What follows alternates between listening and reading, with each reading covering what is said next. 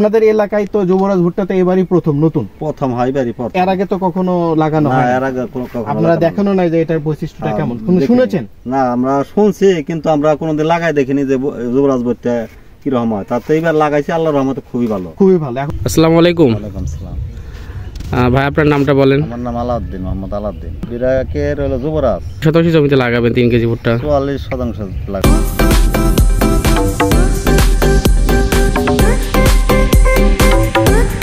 আজ কদিন হচ্ছে?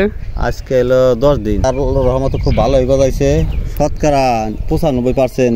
জমির বয়স হচ্ছে 27 দিন। এই 27 দিন বয়সে আপনি একটু জমিতে দেখেন তো যে কেমন লাগতেছে, গাছের গ্রোথ ঠিক আছে কিনা বা অঙ্কুরোদ্গম হার কেমন, এটা আপনার দেখে একটু আমাকে বলেন। আমি দেখেছি, এবার দেখা যায় গাছের গ্রোথও ভালো আছে, গাছের চেহারাটা ভালো আছে। বয়স হচ্ছে 52 দিন। 52 দিনে আমাদের ভুট্টা আল্লাহর রহমতে খুবই ভালো হয়েছে। মানে অন্য জাতের চেয়ে অনেক উঁচু বেশি হয়েছে, মানে গাছ এক সমান এবং একটা চারাও বেশ কম নাই। 101 দিন, এই 101 দিন বয়সে গাছে অবস্থা কেমন, কলা কেমন ধরেছে, এই বিষয়ে আমরা একটু আমাদের যে কৃষক ভাই আছেন তার সাথে কথা বলবো। না, 101 দিন বয়সে তাতে আমার গাছও খুব ভালো হয়েছে, কলাও দেখানি যে দেখার মতন কলা, মানে একটা মোটো মাত করে এক হাত করে ভুট্টা মোছাই গেছে, যেটা অনেক বড় ভুট্টা। এবং কত দুইটা বাদা ধরছে, দুটা বাদা প্রায় সেমই ভুট্টা। অন্য জাত থেকে এই জাতটার এর পার্থক্য আছে কিনা? পার্থক্য আছে স্যার। আগে যে ভুট্টা বলছিলাম ওইটা অনেক গাছ মারা, হয়তো চারা অনেক গজায় নাই, আর এটা 195% চারা গজাইছে এবং বাদা অনেক বড় এবং গাছও অনেক মোটা। গাছ অনেক মোটা।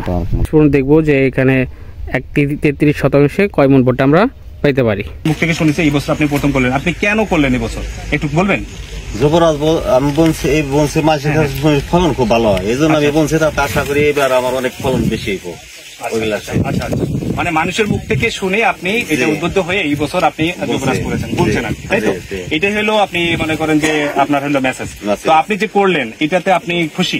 হ্যাঁ জি, আমি খুশি। আমি অন্য বইটা বলছি তাতে অনেক চারা মার যায়, আর এটা বলছি 195 গাছ আমার রোপণ হয়েছে। ওকে, বেসিক্যালি একটা জাত ভালো মেজার করার জন্য অনেকগুলো প্যারামিটার থাকে। সেই প্যারামিটার গুলো খুব অল্প সময় আমি বলতে চাচ্ছি যে আসলে প্রথমত জার্মিনেশন 100 হতে হবে, এবং জার্মিনেশন হওয়ার পর যে ভেজিটেটিভ স্টেজ, এই ভেজিটেটিভ স্টেজের ভিগোরিটিটার জন্য ভালো হয়। আমাদের যুবরাজটা ঠিক ওইরকমই আর কি, ওইরকম একটা জাত। আমি একটু দেখাই, একটু দেখাবেন। এই যে একটা গাছ, এই গাছটা হলো দেখেন, একটা গাছটা হলো অনেকটা পেন্সিলের মতো, এবং এটার গোড়াটার হলো অ্যাঙ্কারটা হলো টু টাইপস। বেসিক্যালি আমরা জানি যে ভুট্টার ক্ষেত্রে লোজিং একটা মারাত্মক প্রবলেম, কিন্তু এই জাতটার লোজিং প্রবণতা খুবই কম, কারণ এর নিচে রুট টাইপটা হলো অ্যাঙ্কার থাকে, এটা টু টাইপ, এটা অ্যাঙ্কার হলো যে রুটে কিন্তু কখনো লোজিং হওয়ার সম্ভাবনা খুবই কম।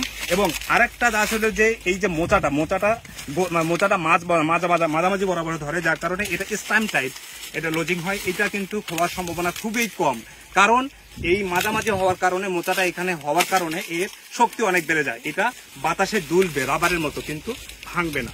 এই যে আমরা মোচাটা দেখতেছি, এই যে মোচাটা অনেকটা মানে কমলা রঙের এবং টিপ সেটিং, কিন্তু মাথা পর্যন্ত দানা আসবে। এবং এর আর একটা বৈশিষ্ট্য আমি দেখাতে যাচ্ছি, যে দেখেন এই যে রেকিসটা খুবই চিকন। যে মোচার রেকি যত চিকন হবে সেই মোচার ওজন তত বেশি হবে। এবং আরেকটা জিনিস দেখাই আমি আপনাদেরকে, এই যে দানাটা দেখেন, এই দানাটা দেখেন, টোটালটাই সোনালী কালার। এই টোটালটাই সোনালী কালার হওয়ার কারণে এর পানির পরিমাণ খুবই কম। এইখানে জমিতে যে ওজন আমরা পাবো এবং এখান থেকে নিয়ে যাওয়ার হারভেস্ট করার পরও একই আমরা মানে এর ভেরিয়েশনটা খুবই কম। কিন্তু অন্য জাত করতেন সেখানে বিঘা প্রতি আপনি 30 মন পাইতেন, হাইয়েস্ট 35 মন পাইতেন। কিন্তু আজকে আমরা 23% ময়েশ্চারে আমরা কাউন্ট করছি, এখানে 1 শতকে বেস ধরে, সেখানে আমরা 60 মন ফলন পেয়েছি। যে যদি আমরা এটা একরে মেজার করি তাহলে 1 শতকে আমরা 1 একরে আমরা 180 মন ফলন পেয়েছি। ঠিক এই ফলনে আপনি খুশি তো নাকি? যাই হোক, বিডিসি ভাই মিস্টার ফারুক ভাই, আপনি আমাদের দাওয়াতে এখানে আসছেন, আপনাকে অসংখ্য ধন্যবাদ। আপনি যে দেখলেন, শুনলেন, বুঝলেন, আপনার ওপিনিয়নটা একটু শেয়ার করবেন প্লিজ। প্রথমে ধন্যবাদ জানাচ্ছি এখানকার যারা কৃষক ভাইদের ধন্যবাদ জানাচ্ছি। আসলে কৃষকদের মুখে শুনলাম আমরা এইটুকু যে জাতটা আগে চাষাবাদ করতো সেই চাষাবাদের ফলনটা অনেক কম হইতো, এইটা ফলনটা অনেক বেশি। আমার মনে হয় এই জাতটা যদি করা হয় কৃষক উপকৃত হবে আর দেশ উপকৃত হবে। আমার মনে হয় বিডিসি হিসেবে আমি সবাইকে এই মেসেজটা দিতে চাচ্ছি, এই যুবরাজ জাতটা সবাই চাষাবাদ করুন, ফলনটা বৃদ্ধি পাবে এবং কৃষকরা উপকৃত হবে। ধন্যবাদ। ধন্যবাদ মির্জা ফারুক ভাইকে খুব সুন্দর একটা মেসেজ দেওয়ার জন্য। উনি কিন্তু মেসেজ দিয়েছেন যে বিদেশি হিসাবে আপনারা যে যেখানে আছেন আগামী বছর আপনারা যুবরাজ করবেন, লাভবান হবেন, উপকৃত হবেন।